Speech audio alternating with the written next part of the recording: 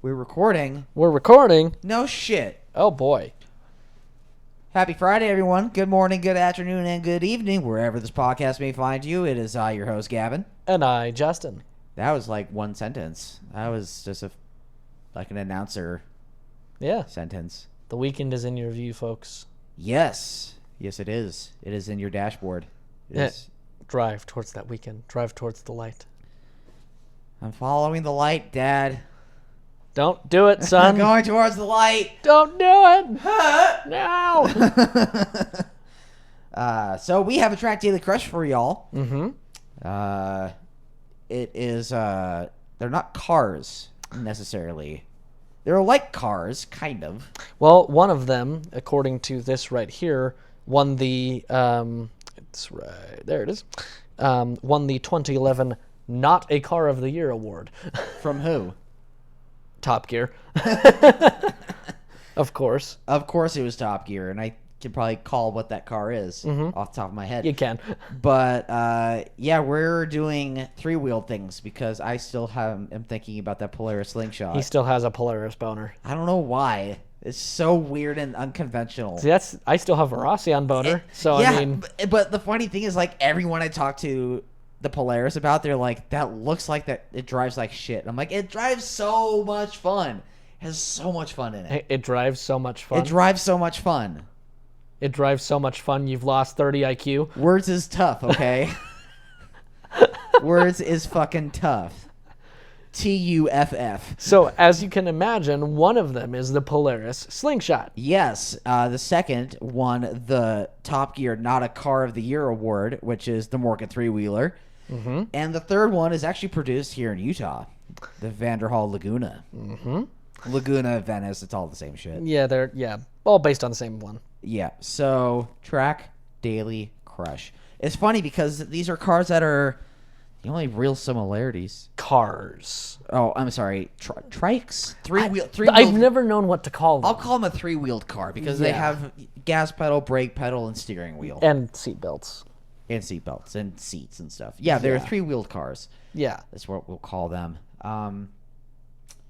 The only thing that they really have in common between the three of them is the fact that they have three wheels. The Vanderhall is a 1.6-liter Chevy motor, and it's still front-wheel drive, driven by an 6-speed automatic slush box, and has the steering wheel out of a Camaro. Yep. Just with some different leather on it, and it says Vanderhall. But yeah, and then the other two are rear-wheel drive. If you haven't heard already, the Polaris Slingshot makes 170 horsepower from a naturally aspirated 2.4 GM Ecotec with a 5-speed manual. Super notchy, super lovely to drive. Yes. Belt driven to the rear wheels. Or wheel, sorry. And the Morgan was it a V-twin? Yes, it's a V-twin. That makes like 62 horsepower. I'm pulling it up as we speak.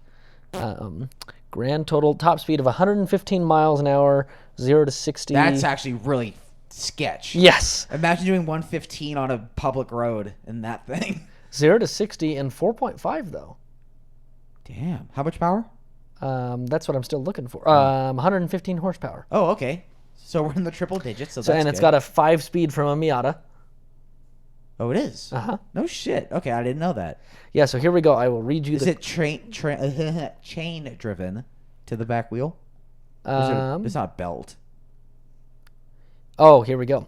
So they actually changed engines mid-run. Well, they didn't change them. Initially, it was rumored to be a Harley-Davidson V-twin. But then they actually changed to a S&S. I don't know them personally, but I'm sure some motorcycle person does. Sure. V-twin. Jordan would. Mm-hmm. Curb weight. The final curb weight was 1,212 pounds. Okay. Can you look up the Vanderhall Laguna? Mm-hmm. The Laguna doesn't even exist on their page anymore. Or the Venice? It's the Venice, yep. So the Laguna, I guess, was the first run. And it's interesting because that is actually the most expensive out of the three. Yes. Because that came in at like $76,000 for...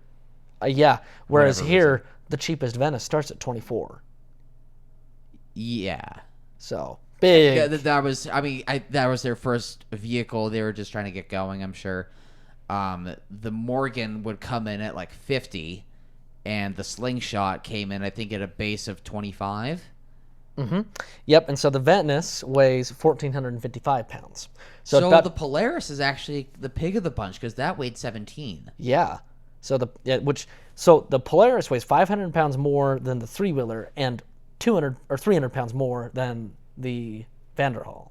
Right, and the Vanderhall, and I'm sure they've ironed kinks out. The first ones that I had been that I experienced or have been in touch with, they didn't make all 200 horse. Yeah. They were maybe making 140. Well, and actually looking at this makes sense as well, because looking at the dimensions, the Slingshot is much bigger than the other two. Like footprint-wise? Every way, yeah. So overall, like the Slingshot's 78 inches wide. Yeah. Okay.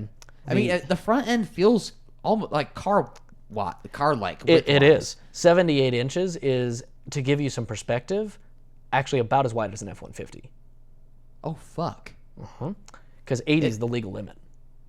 Yeah, and then at that point, the Raptor, that has, those lights or whatever. Those lights are it's required. 90 is the legal limit. So F-150, so 78 inch. Yeah, actually, I'm pretty damn close. 78 inch on the Slingshot. The smallest F-150 you can get is 79. So okay, yeah, pretty damn close. Once you get up to the Raptor's 86.3. Okay, yeah. But comparing that to the other two, it's 10 inches wider than the Vanderhall. Because the Vanderhall's 68. Yeah. And the Morgan, which we already know is going to be significantly smaller. 60s? It's in the 60s? Let's see. It does not give me one. Wikipedia, you have failed me. F. F in the chat for Wikipedia. Okay, here we go. Let's go to Morgan's own website, which it's British made, so I am not having much hope. Love you, Morgan. V-Specs, there we go. They actually have a specs box. Wow. Oh, but it leads me to a PDF that looks like it was written in 1932. Jesus. I mean, it's very on brand of them. It is, very much so. Let me run down some specs here. Yeah.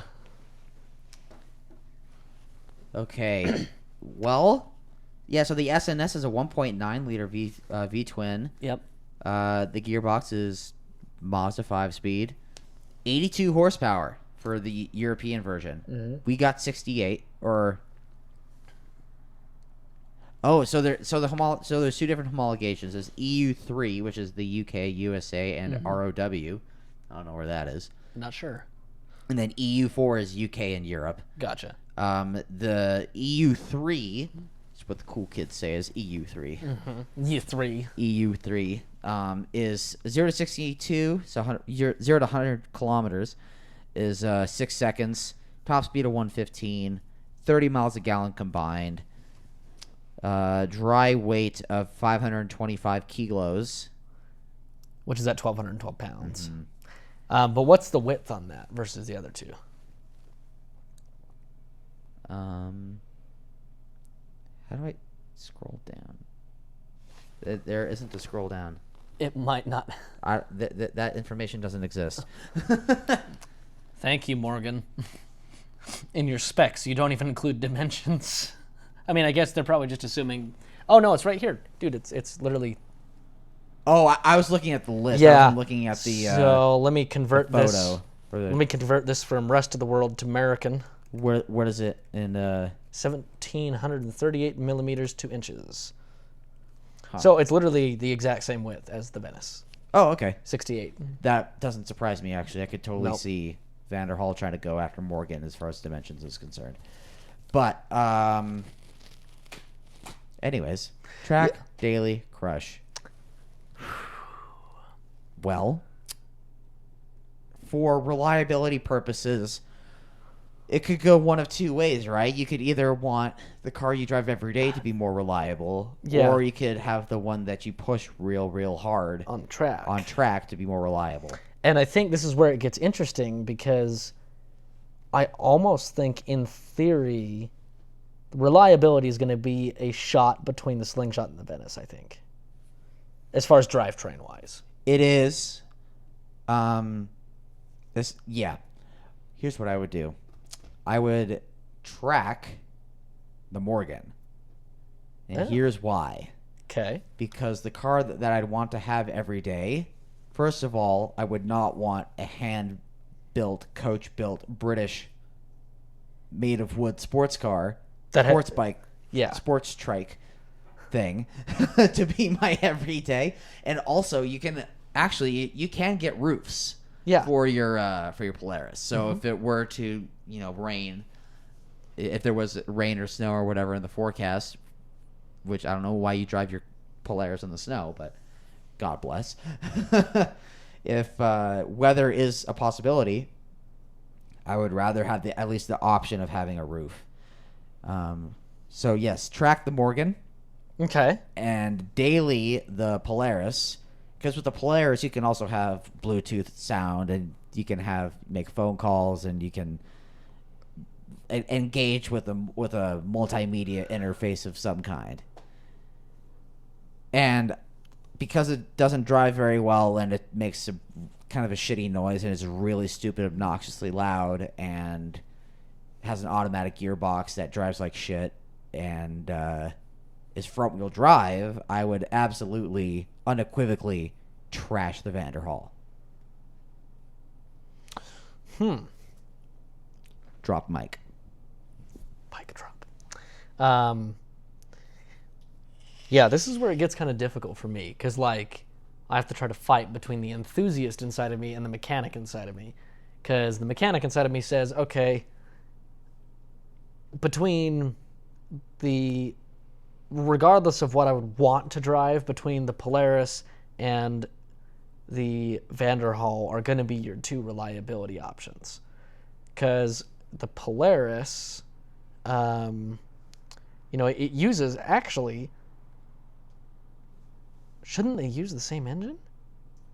No, they don't. No. It's a 1.5. One of them was the Ecotech Yep. that came in the Cobalt, I want to say. It's whatever that 2.4 NA motor is. And the Polaris, not the Polaris, the Vanderhall. Polaris uses the 2.4. The Vanderhall uses the 1.5. 1.6. Or 1.4. No, it's 1.4 or something. It's out of the Cruise. 1.4 or a 1.5 is what it says. Oh, interesting. It comes out of the Cruise RS. Gotcha. Or the Sonic So RS. it comes out of the small cars.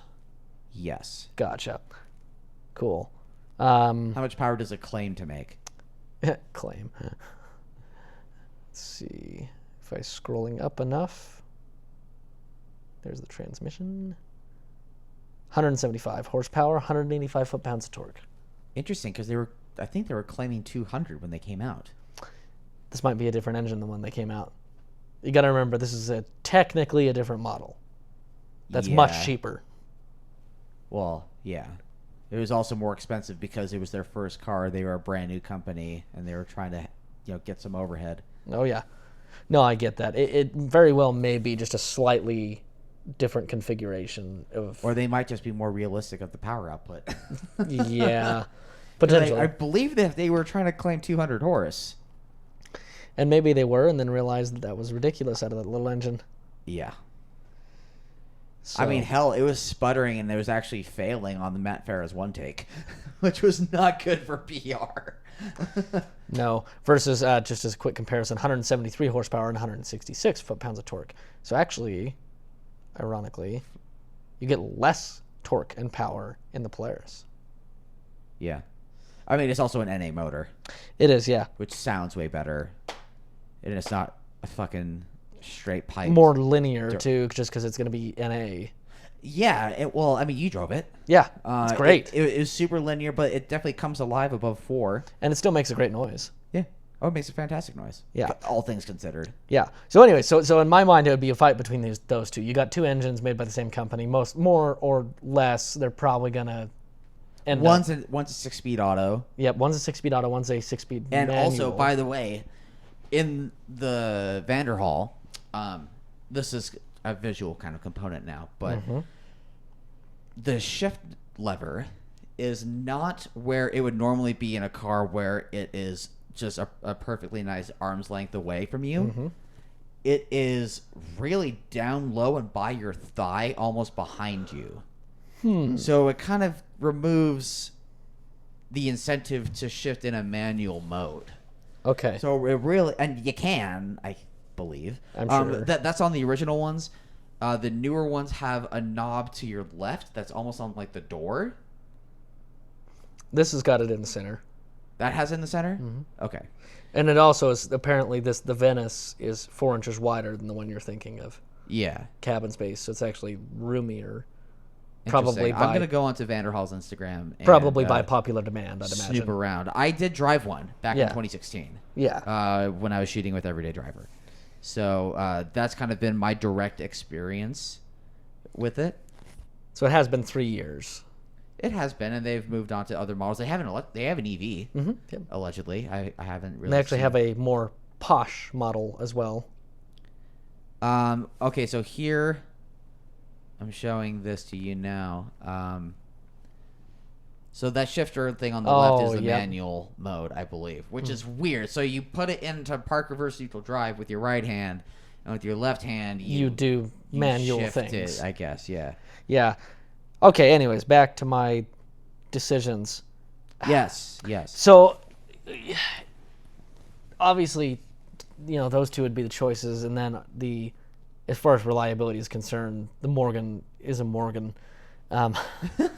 You could either be great or it could be the most atrocious thing you've ever had. A great driving experience, but as far as a reliability track record goes, not so much. I think I would definitely have to agree with you. Tracking the Morgan is what I would want to do. Wouldn't that be fantastic? Well, because here's the thing. It's the smallest out of the three. I mean, it does have 2 seats, but realistically... It has the skinniest tires. Yeah, and realistically, you're not going to want to fit 2 people in there. Also, imagine like the trackside photography of caning one of those around a corner.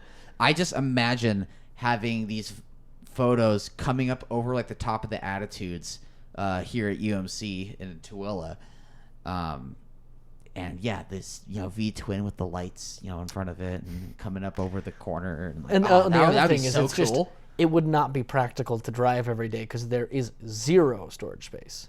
The storage space would be your footwell of the passenger. Yeah. Really. It's what it is. Yeah, exactly. And there is storage in the Slingshot. In the Slingshot, it's behind the seats. There's cubbies behind the seats that lock up. Which, depending on your state, in some states you don't have to have helmets. Not saying I would recommend that. Do we need helmets in Utah? Is that actually a law? I don't think so. Okay. Don't quote me on that, people. Go look up your local laws and legislatures before doing that. Yes. But, I would definitely have to agree. Tracking, for multiple reasons, also just sheer badassery. Of course. As you're putting around in a Morgan, just this V-twin lumpy engine. That would be kind of fun though. It'd be quite the soundtrack. To go to going to the shops, just going shopping. That'd be nice. It'd be great. But anyways, as far as the daily goes, it as weird as it sounds, I actually really like the looks of the Vanderhalls. I think it's the prettiest, I think, of the bunch from a design perspective. Yeah, and also the most, I wouldn't say... They really do combine old and new very, very well. They do. Especially on the second generation of car with the second generation of bike thing with the interior.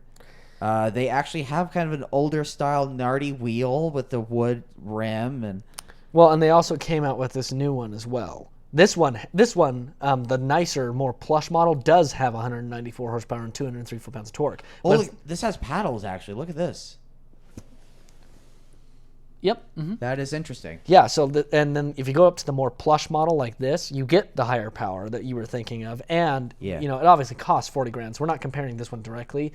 But if you got this one, this is the one that has the paddles you're looking at. Mm-hmm. And it's got a lot more plush interior and a lot of nicer things. However, sadly, that's not the one we're comparing because it's significantly more expensive. How much? $45,000. I mean, that's also more comparable with the Morgan, though. True, the Morgan is expensive. It's not $75,000, but it's not cheap. God, I mean, you can get fucking M2s for, I used know. M2s for high 30s, low 40s. Oh, I know. It's an interesting market, but if I was to do that, it'd be a hard press. The one thing about the Vanderhall that would kill it for me, there's still not storage. Nope.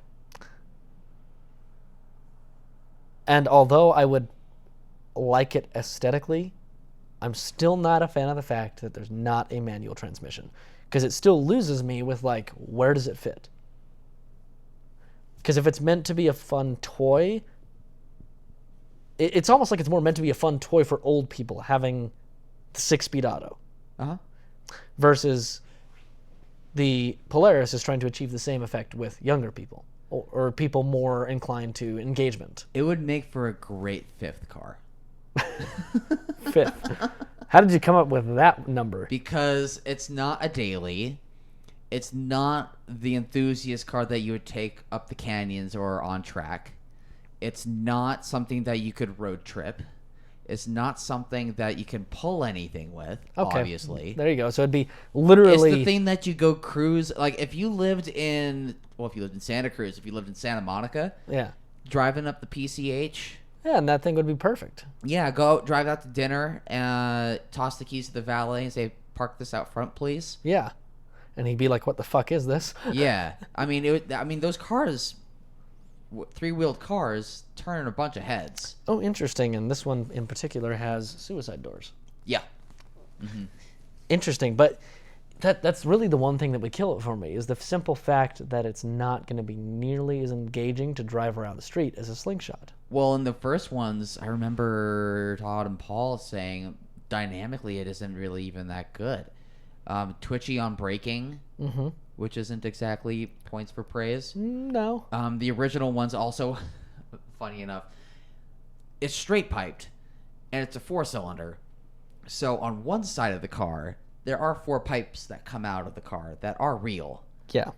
But for the sake of symmetry, they also had to do that to the other side. And they're fake. So this has this new one called the Carmel, the fancy one, has 1 pipe on either side, which appear to be, as far as I can tell, trying to look at where the pipe goes, both legit. Do you think they're both... So you think you have like 2 cylinders going from one side and 2 cylinders going on the other side for the exhaust? No, you wouldn't split cylinders like that. It would just basically go turbo and then go down and just Y. Yeah. I which guess is what, turbo which is like the collector. For instance, semis do that same thing when they have a dual exhaust, because it's still at straight 6, so they go down and Y out. That makes sense. Yeah, I don't know, but I would sadly have to crush it Because it wouldn't fill the daily spot as well. It wouldn't be as fun. It doesn't have storage. Yep.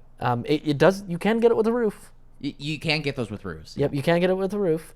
And although that, like... They don't look good with the roof, though. None of these look good with roofs. None of these really do, no. Yeah. But the roof on the Vanderhalls, if it's still correct, it just attaches on the top of the windshield. It doesn't have a back to it. No, it doesn't. It just is a cover from the front there. backwards, and it just kind of hangs. Yep. Which is kind of awkward. Looking at it, yeah. A little weird. And hey, Vanderhall, if you're listening, I would still love to have a press car. Yeah, I mean, that would be cool interesting. Just to experience it and actually get some time with it. I'd like to have it for a couple days. Yeah. And see what that is like. That would be an interesting experience. I would just, if I had it for a couple days, I would take it on my normal runs, but I would drive it both mornings at 3 a.m. in the snow. I would drive it down to... Oh, Jesus. Down to the truck lot. Imagine delivering flowers in it. I just show up with a Vanderhall, come out with some flowers for the recipient or whatever. Here's the other reason I would like to have it for a couple days. We both know the Slingshot actually rides very well. Mm-hmm. It's got some very well-tuned suspension. Not just for handling, but it actually is... For just cruising, yeah. For just cruising, it's very good. Polaris has all this experience with their Razors and Razor turbos and stuff, and they've been making off-roady suspensions. Uh-huh. So they would know a thing or two about geometry and suspension compliance. And yeah, and since I haven't driven one of the Vanderhalls, I can't really comment on that, but I can't imagine it's any better, even if it's the same. Yeah, I mean, I don't remember it being better.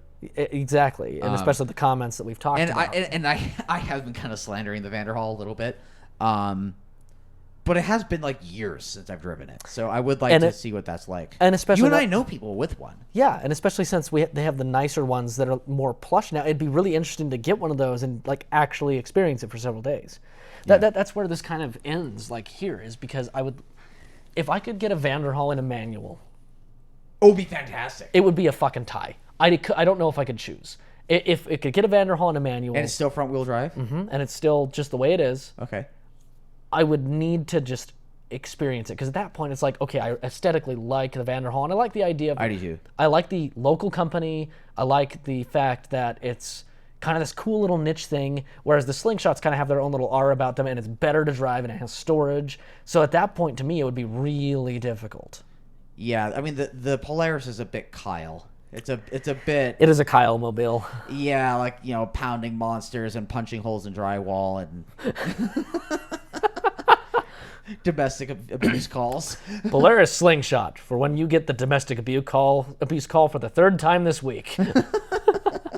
And you just need to get your yeets out. It's a bit Kid Rock. It kind of is. Whereas the Vanderhall is a little more chill. Yeah, it's got a little more class-ish. It's a little more it. Dire Straits. Yeah. Yeah. Actually, I was totally thinking yacht rock. Actually, it is more yacht rock. That's more Kenny Loggins. Yeah, it's way yacht rock. Like think, what's Danger Zone? Mm-hmm, like totally. Yeah. Yeah. Totally. So, and actually, does the Vanderhall even have a radio? It should. I would think it does. I don't know. The thing's so fucking loud, you probably can't hear anything. We're going to find out right now. It has, oh wow, this new one has heated seats and HVAC. Nice. So it actually has vents and everything. And cup holders. Which I think the Slingshot had cup holders. No. Oh. I don't think it did. Did it? Yes. I think it had an cup holder. I'm trying to think. Yeah, it had to have because I think I put my phone in it. Oh, geez. I would love to see where the stereo is integrated because it has one. It just has a rocker switch that says stereo. Oh, that's awesome. That's a great photo. It is. No, I really would love to get my hands on one of these because, like, one of those newer ones that are really nice. Maybe Exhibition of Speed can slide into Vanderhall's DMs and be like, hey. We would love. We're a local company. We're a local outfit too. We're a local group, an outlet, as it were. Mm-hmm. Bluetooth-enabled sound system. That's what it says. Oh, it does have Bluetooth. Yeah, so it's probably just Bluetooth. I don't think it has radio or anything. That would be interesting to see. Boost and shift gauge. And actually, it's not. Gauge? Boost and shift gauge is verbatim what it says on their website. What does that even mean? That means it's a shift light, probably. It has to be. Heated seats, and then it doesn't have HVAC. It just says heat. That's all it says is heat. Funny. Stainless dead pedal and traction pedal, wood gloss steering wheel, 2-year limited warranty, 2-year roadside assistance, glass back 19-inch wheels. Color matching removable cap shade is what they call the roof. Cap shade. To shade your cap. Exactly. Interesting. Well, yeah, I guess I kind of end up agreeing with you because I think the end result is that the Polaris would make a better daily as it sits. As it sits currently, yeah. Yeah, because like I know most people. It depends on what your day to day is. If you really do experience a bunch of stop and go, then rush hour, then yeah, the Vanderhall would be better. But driving it from Glendale back to Malibu at 4 in the afternoon? Yeah, you were in stop and go, and the clutch on that thing after it really wasn't bad. I think the clutch pedal on that's lighter than my Forester. Yeah, it was really light. It was really light, but it wasn't that vague though. No, it still had some linearity to it. Yeah. It was just really easy. Real easy. Yeah. Also really easy to peel out. Yeah, just as I was leaving the Malibu Cars and Coffee. It is so easy. You don't even need to drop clutch. You just need to drop pedal in first, second, or very beginning of third. I mean, even at a hard shift into second, a hard shift into third, it'll still do it. Yeah, I just remember when I took it out and I just did that perfect yeah. perfect little U-turn in a private parking lot, of course. Not on the public road. Oh God, no! We would never dream of doing such activities. I would never do a J turn on a public road with a burnout with a one tire behind me trying to get away from traffic. What was it? Were you turning around at Las Flores? Yes. At the Las Flores intersection? Yes. Yeah. Yeah. But it was great. It just. The funny thing is, I did the same thing, but not a drop clutch or like I didn't break traction. I just turned around. And that's how great the turning radius was on that. Yeah. I didn't even have to go wide. I just turned. Yeah. Made the pole, and turned right around. But okay, we agree. We've agreed on a couple of these actually. Yeah. We agreed on the Jag one. We did. Yeah, we did. We actually shat on the Jag one. It's trash. Vanderhall, if you're listening, would love to have at least a little bit of a go. If you won't give us the full press car treatment. Yeah, we actually, as we've just discussed, we don't really want to crush your car. In fact, it actually kind of pains us. I mean, it's beautiful. it does intrigue me because I've grown a bunch as a person and as a driver in 3 years. Yeah. 3.5 years. Mm-hmm. I would be curious to see what that's like now, especially as you, the company, have also grown over the past 3.5 years. Yeah. So that would be intriguing to say the least. Yeah, to say the least. Having it go in their EV would be interesting too. Yeah. Having like a top-down, just torque monster experience, that would be pretty cool. Yeah. Anyways, if you have a track daily crush for us, hit us up at mailbag.eos@gmail.com or hit us up on Instagram, Exhibition of Speed. You know the fucking drill. But until next week, I've been Gavin. And I've been Justin. Have a great weekend, everybody. This has been the Exhibition of Speed podcast. Goodbye. Bye.